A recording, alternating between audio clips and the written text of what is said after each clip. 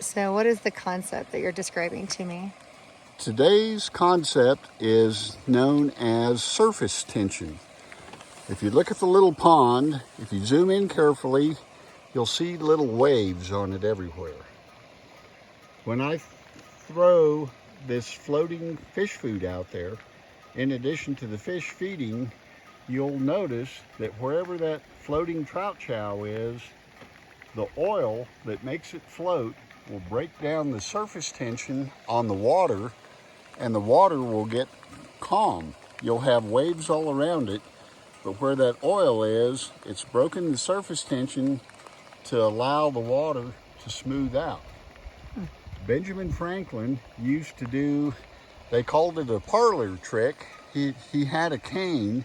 He would walk up to a body of water that had waves on it, stick the tip of his cane in there. What they didn't know, it had a trigger and a rod that would open up the cane and allow vegetable oil out onto the surface, and it would spread out from where he was standing, and he would calm the water on that pond. Awesome.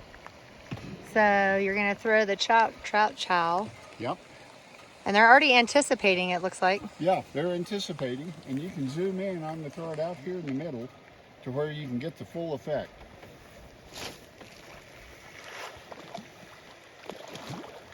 And they will, as they feed, they'll stir it up, but then after a little bit, you can pan around, and you'll see that the water, wherever that trout chow lands, it'll lose the little itty-bitty waves. Once the fish quit feeding so actively and just start cruising, you'll see that there's no waves where they're feeding because of the oil in this trout chow. Oh. And that's because oil breaks the surface tension. Correct. I think about it in one of my science classes, we do density columns, where you can show the different density of liquids. Yes.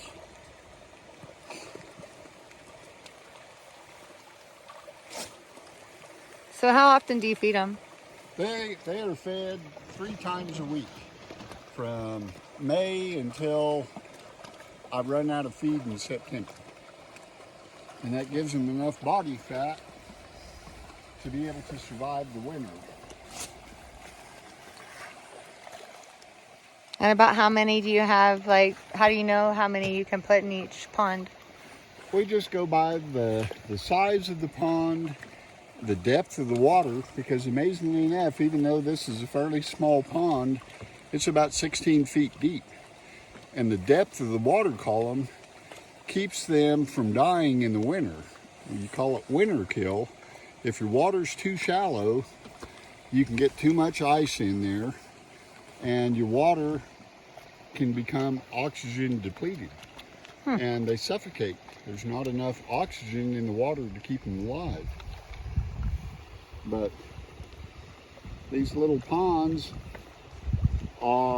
they illustrate how small ranches can generate income to make it possible to keep that ranch in the family for years and years, because you can make the ranch profitable because you don't have enough land to grow enough cattle to make cattle pay for it.